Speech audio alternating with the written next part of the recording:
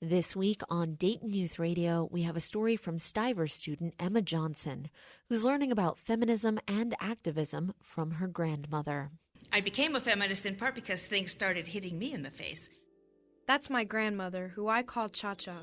She's one of my most important role models because she taught me how to stand up for myself, as a person and as a woman, and taught me that if anyone ever bothered me, to kick them in the balls and move on.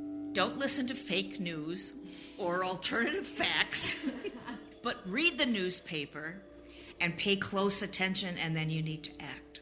Cha-Cha taught me how to use my voice, but she didn't always know how to use her voice. I grew up in a very conservative household, very traditional for the 50s and 60s. A woman at that stage couldn't get a mortgage without having her father or her husband co-sign for it. I couldn't get a credit card in my own name. The hardest issues were the economic ones.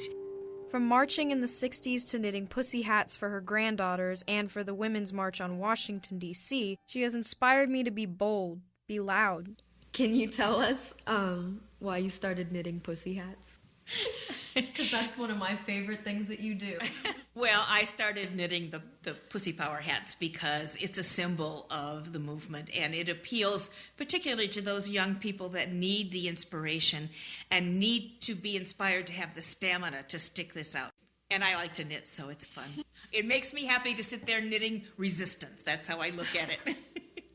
The night that Trump won the election, I messaged Cha to tell her how sorry I was. I stayed up all night and realized that it doesn't matter how qualified a woman might be, how smart or strong. I realized that women always have a disadvantage in comparison to the rights of men. Trump won this time, but he did it by collaborating with the Russians and appealing to the basest in people. So, what do you think is the worst thing that could happen during this presidency for women?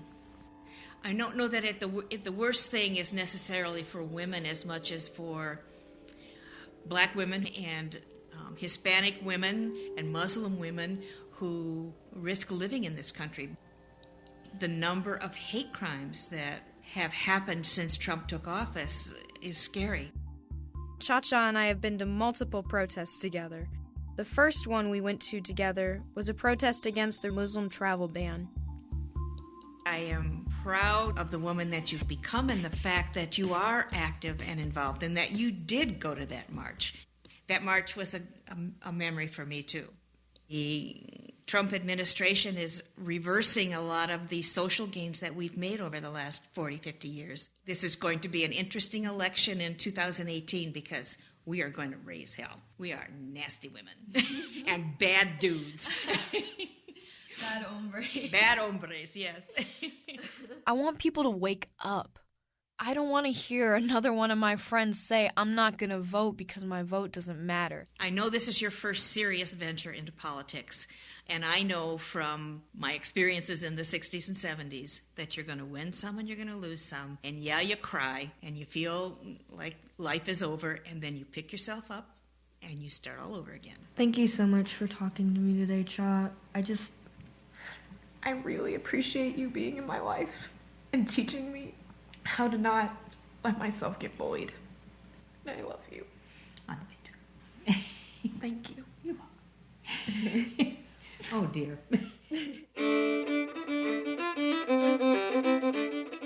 I did this story because I think that my grandmother has spent far too much of her valuable life fighting for rights that she should have been given in the first place. I fight for her every day and will keep fighting until she has the rights she has been denied. The rights that all women are being denied. For Dayton Youth Radio at Stivers School for the Arts, this is Emma Johnson. That was a story entitled Cha-Cha and Me, written and produced by Stivers High School student Emma Johnson. Special thanks to Emma's grandma, Karen Veve, and also to Leslie Rogers and Eva Maxudas at Stivers. For Dayton Youth Radio, this is Basim Blunt.